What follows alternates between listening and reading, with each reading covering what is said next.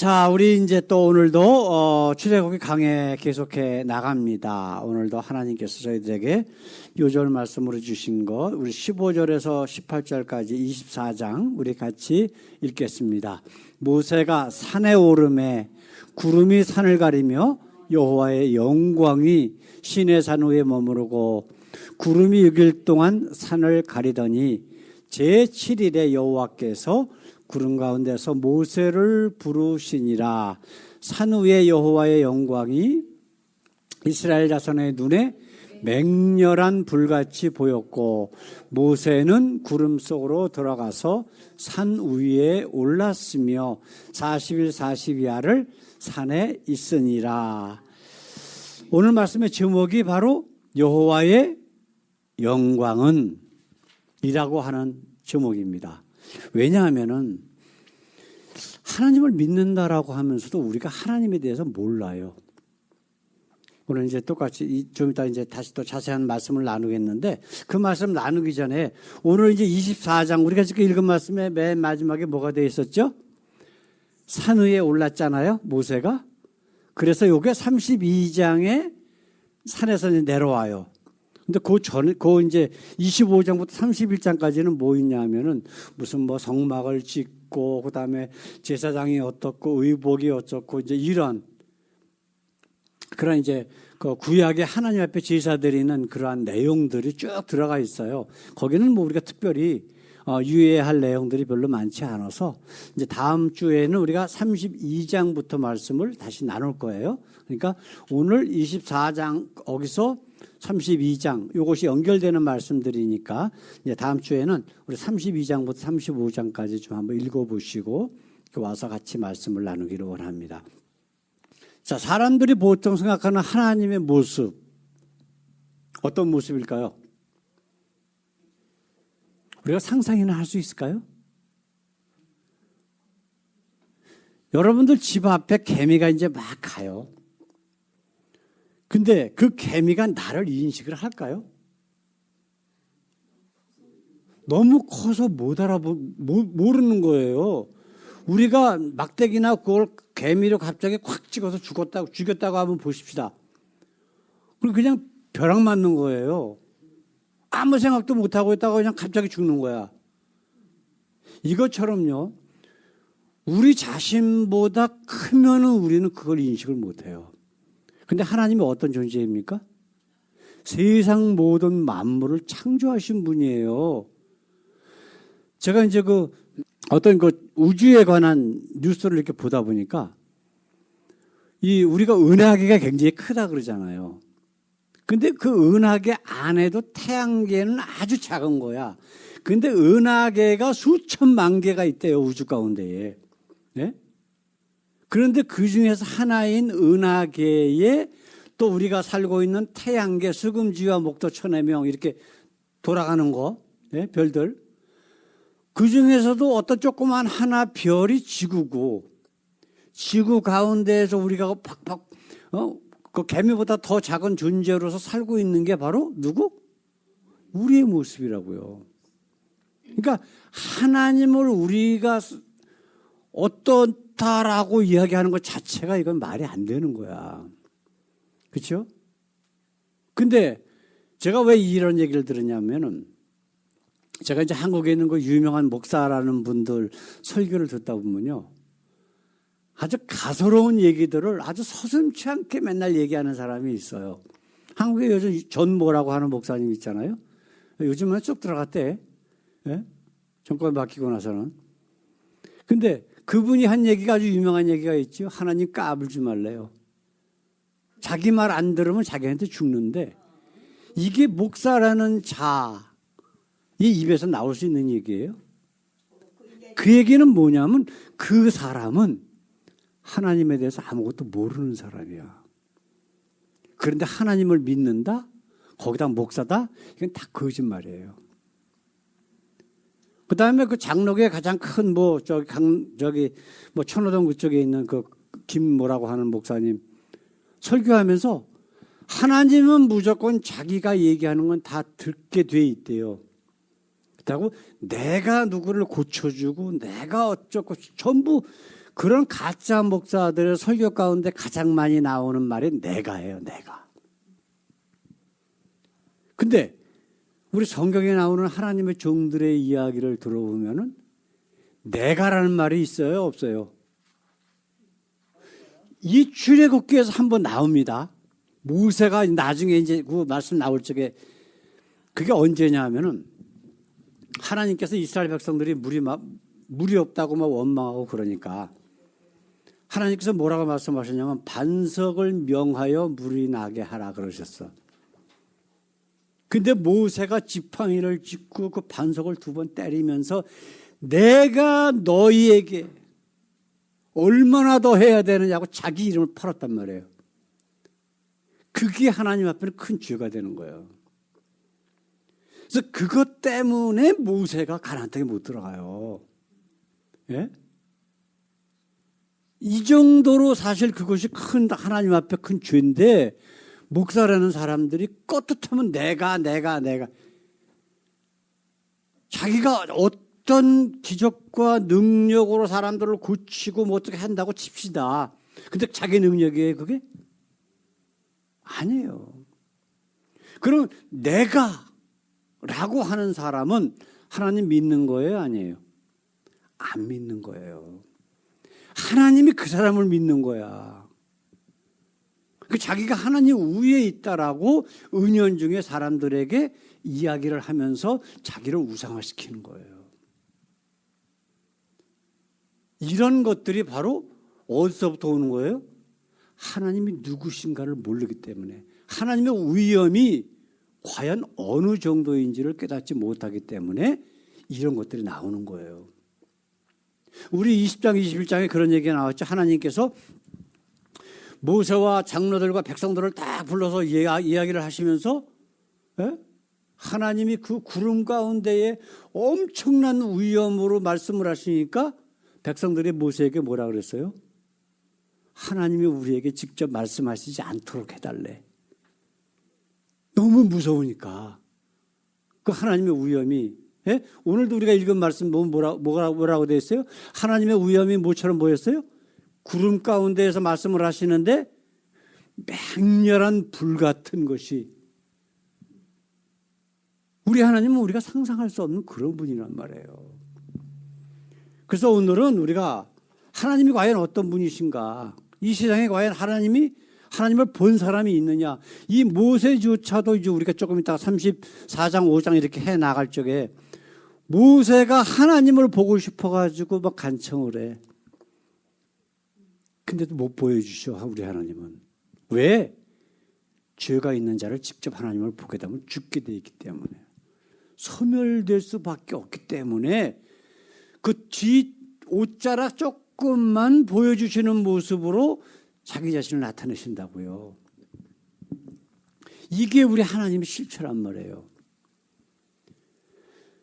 자, 우리 요한복음 사도 요한이 성경에 2번 얘기를 했어요. 요한복음 1장 18절에 있는 말씀 같이 읽습니다. 본래 하나님을 본 사람이 없으되 아버지 품속에 있는 독생하신 하나님이 나타내셨느니라. 사람들이 왜 가짜 하나님을 자꾸만 만들어내요? 자기 욕심. 거기다가 우리 하나님은 영이시기 때문에 우리가 너무 거대하신 분이야. 그 때문에 본 사람이 없어. 그러니까 문제가 되는 게 뭐예요? 직접 보지를 않았으니까 자기네들이 상상하는 거짓 하나님을 자꾸만 만들어내는 거야. 이제 32장에도 그런 일이 또 생겨요. 32장에도. 이런 것들이 지금 문제라고. 그렇죠? 그런데 그 하나님을 온전히 깨닫게 하기 위해서 누가 오셨다고? 독생하신 하나님. 하나님 품속에 있었던 이게 누구예요? 누굴 얘기하는 거예요? 예수님을 얘기하는 거라고. 그 예수님은 뭐라 그러셨어요? 그 아버지를 보여달라고 기자들이 간청을 하니까 나를 본 자는 아버지를 보았거늘 그런 얘기를 하신 거란 말이에요. 그 다음에 요한일서에 있는 말씀 한번 보십시다. 요한일서 4장 12절에 있는 말씀. 어느 때나 하나님을 본 사람이 없으되 만일 우리가 서로 사랑하면 하나님이 우리 안에 거하시고 그의 사랑이 우리 안에 온전히 이루어지느니라. 이런 말씀을 하셨단 말이에요. 하나님은 우리는 볼 수가 없어. 너무 거대하시기 때문에. 그러나 그 하나님의 성품인 사랑이 우리 속에 있으면은 네가 바로 하나님을 만나는 것이고 하나님 네 안에 바로 하나님이 살아계신 거야 라고 하는 것을 요한 사도는 우리에게 알려주시는 거예요. 그 눈으로 보려고 실체를 그러다 보니까 사람들이 뭘 만들어내? 거짓 하나님을 만들어내고 우상을 만들어내고 온갖 짓을 다 하는 거야. 근데 하나님은 그게 하나님이 아니라고 분명히 얘기하시잖아요. 그래서 우리가 오늘 하나님의 위엄에 대해서 우리가 두 가지만 우리가 같이 함께 말씀을 나누는 시간을 갖기를 원합니다. 같이 읽습니다. 죄악을 조금도 용서하지 않으시는 분이십니다. 하나님의 위엄 앞에는 아주 작은 죄라도 용납할 수가 없어요. 우리 하나님은 그런 분이시기 때문에. 이제 이스라엘 역사상 대선지자라고 하는 이사야 선지자가 있어요. 이사야 선지자가 하나님의 말씀을 받아서 선포를 하다가 하나님을 환상 가운데 보는 거야. 근데 정확하게 보는 게 아니란 말이에요. 육신으로 본 것도 아니란 말이에요. 그러니까 하나님의 영광이 나타나고 위엄이 나타나고 천사들이 왔다 갔다 하는 모습을 봤는데 그가 한 고백이 나온 거예요. 자, 우리 이사야서 6장 5절에 있는 말씀. 그때 내가 말하되 화로다 나여 망하게 되었도다. 나는 입술이 부정한 사람이요 입술이 부정한 백성 중에 거하면서 만군의 여호와이신 왕을 배웠음이로다. 이게 이사야 한 사람일까요? 우리 모두 마찬가지예요. 보세요. 입술이 부정한 백성 중에 거한다? 저와 여러분들의 삶의 모습이잖아. 왜 하나님께서 모세에게 처음 그 불꽃 가시던 불 가운데 불꽃 가운데서 말씀하실 적에 뭐라고 하셨어요? 첫 번째 하신 말씀이 내 발에 신을 벗어라 그러셨잖아요. 네? 예수님께서 그 제자들의 발을 씻기시면서 그러니까 베드로가 뭐라 그랬다고? 내 발은 절대로 씻기실 수 없습니다. 어떻게 감히 선생님께서 내 발을 씻기십니까? 이건 동양 사상에서 이스라엘 사상에서 있을 수가 없는 일이거든. 근데 뭐라 그러셨다고? 내가 네 발을 씻기지 않으면 너는 나와 아무 상관이 없어. 그러니까 그때는 뭐라 그랬어요? 발이 아니라 목욕까지 시켜달라고. 그러니까 예수님 뭐라 그러셨어요? 이미 깨끗한 자는 발만 닦으면 돼. 왜? 발이 왜요? 그게 무슨 의미예요? 제가 말씀드렸잖아요. 세상에서 계속 밟고 다녀. 죄악 가운데서. 순간순간 예수 그리스도의 그 은혜로 말미암아 하나님이 우리 속에 살아계실 때에 우리가 그 죄를 깨닫고 회개하는 모습이 바로 씻는다라고 하는 말씀으로 표현하셨단 말이에요. 그게 바로 이거예요. 똑같은 얘기예요. 구약이냐 신약이나 어느 말씀이든지 보면 다 똑같은 말씀이 다 연결이 되어 있어. 그 선지자 하나님 말씀에 그 선지자 노릇을 하면서도 뭘 깨달았다고요? 자기의 죄를 깨달은 거야. 하나님 앞에 서면 가장 먼저 깨닫는 것이 뭐냐면 자기 자신의 죄악이에요. 내 모습이 과연 어떤 모습인가라고 하는 것. 그렇기 때문에 예수님을 만난 모든 사람들이 회개로부터 시작을 해요. 침례 요한이 예수님이 이 땅에 오셔서 제일 먼저 하신 말씀이 뭐예요? 회개하라. 회개하라.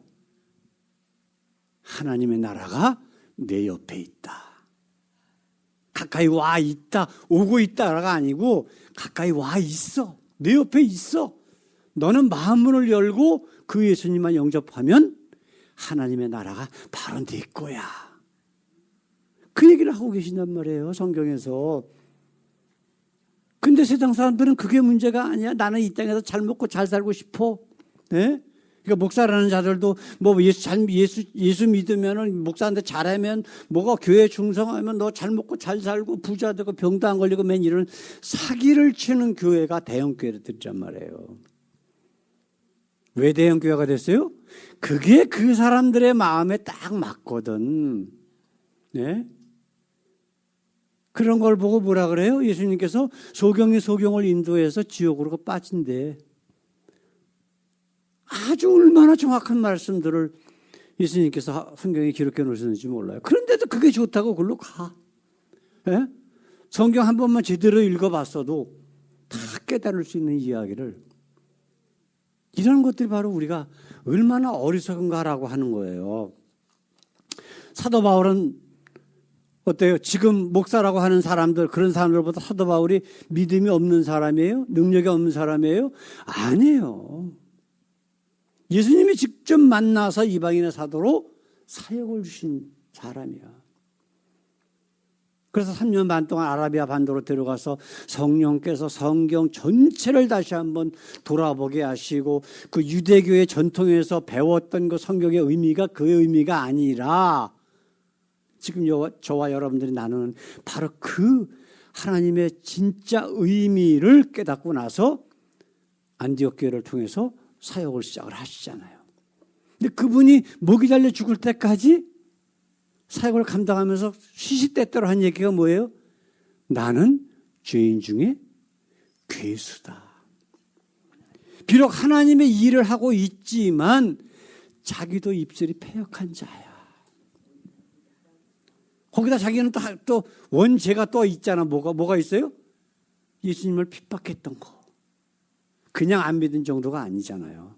핍박했던, 그리고 예수님의 제자들을 잡아 죽이는데 앞장섰던 그러한 사람이었다고 하는, 그것이 그의 10년 가운데 계속해서 따라다니는 거야. 그러니까 하나님을 만난 모든 사람은 그 위험 앞에 가장 먼저 뭘 깨닫는다고요? 내가 죄인이라고 하는 것. 비록 예수 믿고 거듭났다라고 하지만 우리의 발이 이 죄 많은 세상에서 딛고 사는 한 우리는 항상 죄인이야. 두 번째로 하나님의 위험 앞에 선 사람의 모습을 한번 생각해 보십시다. 자, 우리가 감당할 수 있는 분이 아니십니다. 하나님이 어떻다 저렇다 뭐 하나님 까불지면 어쩌고, 이건 말이 안 되는 소리예요. 너무 크신 분인데, 예? 온 우주까지 창조하신 분인데 그 하나님을 자기 멋대로 자기가 잣대로 해가지고 하나님 까불지 마 소리가 나와요? 하나님 무조건 내가 원하는 대로 해줘야 돼. 이거 말이 돼요, 안 돼요? 말이 안 되는 거예요.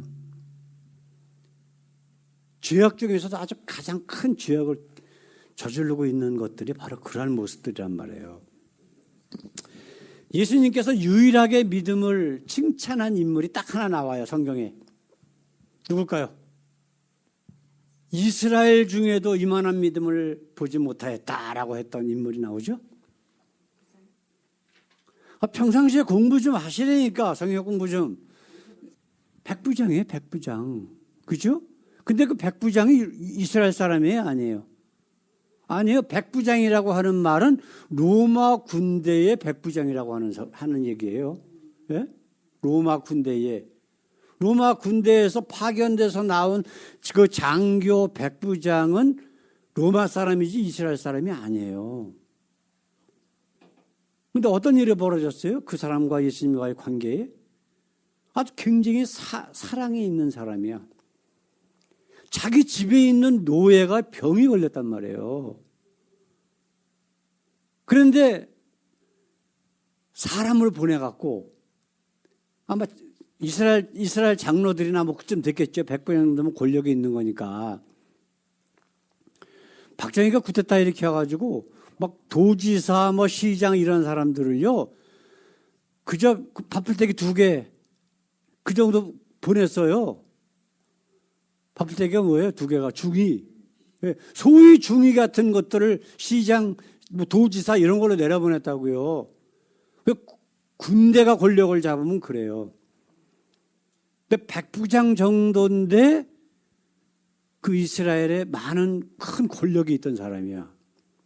그러니까 이스라엘의 장로나 누구 시켜가지고 내 하인이 이렇게 내 종이 내 노예가 이렇게 병이 걸려서 고통받고 있는데 예수님께서 좀 고쳐주세요 라고 가서 부탁을 했단 말이에요. 그 예수님께서 그 얘기를 듣고 흐뭇해하시면서 뭐를 깨달으셨을까? 그 사랑. 사람 취급도 하지 않는 그 노예를 그렇게 사랑하는 모습을 깨달으신 거야. 그래서 이제 그 집에 가서 내가 그 집에 가서 고쳐주겠다 라고 하니까 백부장이 깜짝 놀라면서 또 그 얘기를 듣고 사람을 또 급히 보내요. 가서 한다는 소리가 뭐예요? 예? 자, 8장 8절에 있는 말씀 마태복음. 백부장이 대답하여 가로되 주여 내 집에 들어오심을 나는 감당하지 못하겠사오니 다만 말씀으로만 하옵소서. 그러면 내 하인이 낫겠사옵나이다. 이거 하인이 아니에요. 다 종, 노예예요, 노예. 어떻게 이런 고백이 나와요? 이런 고백을 하기 위해서는 먼저 하나님의 위엄이 예수님을 통해서 나타나는 것을 깨달아야 되는 거예요. 그렇지 않으면 저런 고백을 할 수가 없잖아. 그죠? 나 같은 죄인 집에 어떻게 세상 모든 만물을 창조하신 그 하나님께서 어떻게 오십니까? 예? 예수님은 하나님의 아들로 인정을 했단 말이에요. 그 고백을 지금 하고 있는 거야. 그러면서 또 그 다음에 두 번째로 그 백부장이 갖고 있던 생각은 뭐예요? 하나님의 위엄 앞에서 말씀만 하셔도 어디가 있든지 거리가 멀든 말든 상관없이 말씀만 하시면 내 종이 낫습니다. 놀라운 고백 아니에요? 저와 여러분들이 정말 이런 믿음이 있었으면 좋겠어요. 저는 이 내용을 읽을 때마다 부럽기도 하고 부끄럽기도 하고 막 그래요. 참 너무나 멋진 신앙 고백이에요. 네? 물론 예수님이 오시는 건 좋은데 너무나 감사한데 영광스러운데 그러나 어떻게 오십니까? 이거예요. 좋기는 하지만 나는 감당하지 못하겠습니다. 이 얼마나 참 놀라운 고백입니까, 여러분? 그죠? 자, 베드로는 어땠어요? 베드로가 밤새도록 고기를 잡다가 해보니까 고기를 한 마리를 못 잡았어. 그러니까 예수님이 베드로 보고 깊은 데로 물을 던져봐라. 그물을 던져봐라. 여러분, 베드로는 평생을 어부를 살던 사람이에요. 그렇죠? 그 부모가 그 아버지가 어부이셨기 때문에 아기 때서부터 배 타고 다니면서 그게 그 물고기 습성이라든가 요때는 언제가 어디 가서 물고기를 잡아야 물고기가 있고 그런 얘기 다 아는 거라고요. 그죠? 그 낚시하는 것도요. 그거 보통 기술이 있는 게 아니더라고. 그 저는 그냥 가서 낚싯대만 그냥 찌만 미끼나 달아가지고 그냥 이렇게 하면 잡힌다고 생각을 했는데 그 낚시하러 다니는 사람들 보니까요. 낚시 그 도구들이 막 박스로 하나예요. 그리고 그 물고기 종류에 따라서 또 좋아하는 또 미끼가 또 다 틀리대. 물살이 어쩌고 별걸 다 따지고 앉았더라고요. 그래서 야, 안 하고 말지 내가 그런 생각 한번 해본 적이 있거든요. 그런데 갑자기 깊은 데로 던지라고 그래? 거기는 분명히 물고기가 없어. 자기 어부의 그 수십 년 어부의 경험으로 봐서는 없어. 그러니까 예수님이 말씀하시니까 그냥 던져봤다고. 그러니까 물고기가 많이 나온 거야. 근데 이거는 도저히 인간의 생각이나 능력이 아니다라고 깨닫고 하나님의 위엄을 예수님을 통해서 깨달은 거예요. 그렇죠? 한 얘기가 뭐예요? 같이 한번 읽어보십시다. 누가복음 5장 8절에 시몬 베드로가 이를 보고 예수의 무릎 아래에 엎드려 이르되 주여 나를 떠나소서 나는 죄인이로소이다. 거기에 죄인이 왜 나와요? 아니 물고기 잡고 안 잡고 그건데 그 하나님의 위험 가운데 자기 자신을 돌아보니까 죄가 비춰지는 거야. 아까 이사야가 했던 고백하고 똑같은 고백 아니에요, 그죠? 그렇다고 내가 예수님이 싫다는 게 아니야, 사실은 이 고백 가운데서, 그죠? 싫다는 게 아니란 말이에요. 너무나 좋은데 그 하나님의 위험 앞에 서 있는 나를 보니까 감당할 수가 없는 분이야, 이분은. 하나님의 아들로 오신 분인데 하찮은 인간이 그분을 곁에 모신다? 집으로 들인다? 아이고, 나는 자격이 없습니다. 감당이 안 됩니다. 라고 하는 것을 고백하는 거예요. 하나님 까불지 마 얘기가 나왔다 그러면 그건 마귀 자식이에요. 무조건. 볼 것도 없어요. 왜냐하면 하나님을 장기 드시는 분들 별로 없으실 것 같은데 장기판에 무슨 쫄로 보는 거예요. 쫄도 상당히 중요한 거거든 사실. 네?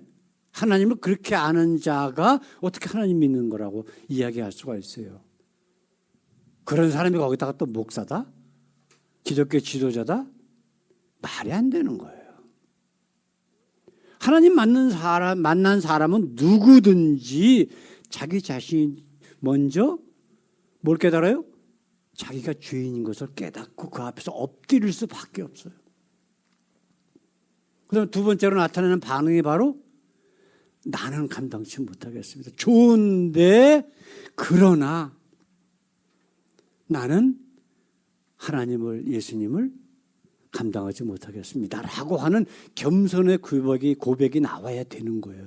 그래야 정말 하나님 믿는 사람들이다 라고 하는 것을 우리가 성경을 통해서 깨달을 수 있다라고 하는 거예요. 사랑하는 성도 여러분, 성경에서 가장 많이 나오는 단어 중에 하나가 뭐냐면 하나님을 경외하라라고 하는 거예요. 자, 시편 111편 10절에 있는 말씀 위에 거, 여호와를 경외하는 것이 지혜의 근본이라. 경외는 영어로 얘기하면 두려워하다라는 하는 뜻이에요. 존경하는 게 아닙니다, 절대로. 아시겠어요? 원어에 보게 되면 두려워하는 거예요. 잠언 1장 7절에 있는 말씀, 여호와를 경외하는 것이, 두려워하는 것이 지식의 근본이라. 우리 인간이 사는데 가장 중요한 게 뭐예요? 지혜와 지식이에요. 세상에 어떤 지혜나 지식보다 가장 기초적인 것, 근본적인 것이 뭐다? 하나님을 경외하는 것, 두려워하는 것. 왜? 그분이 우리가 상상할 수 없는 너무너무나 큰 분이라고 하는 것을 깨닫고 고백하는 데서 너희의 삶이 시작되어야 한다라고 하는 거예요. 그러면 하나님을 두려워하지 않는 모든 삶은 헛되니. 누가 한 고백이에요? 솔로몬이라고 하는 자가 한 고백이에요, 그게. 네? 해 아래서 수고하는 모든 것들이 다 헛되다. 그게 뭐예요? 하나님이 없는, 하나님을 모르고 하나님을 두려워하지 않는 모든 삶은 그렇다는 거예요. 그 고백이 언제 나왔는지 아세요? 자기가 하나님을 버리고 세상적인 권력이나 모든 것, 그 여자들 1000명씩이나 되는 아내를 얻고 뭐하고 온갖 짓을 다 해봤어.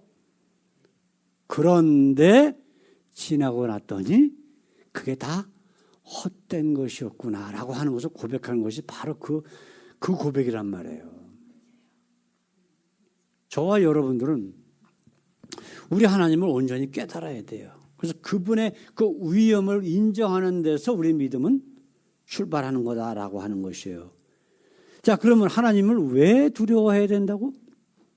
우리 하나님은 절대로 아주 작은 죄악이라도 악이라도 용납하신다? 용납하지 않으신다? 안 하시는 분이라는 거예요. 두 번째로 그분은 너무 크신 분이기 때문에 우리가 말로 형용할 수가 없는 그런 분이에요. 우리가 감당할 수 없는 분이라는 거예요.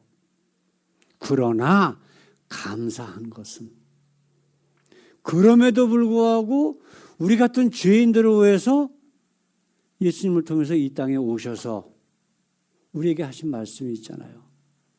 우리에게 희망과 은혜와 사랑을 우리에게 주신 것들이 있잖아요. 그게 뭐예요? 내가 다 이루었다.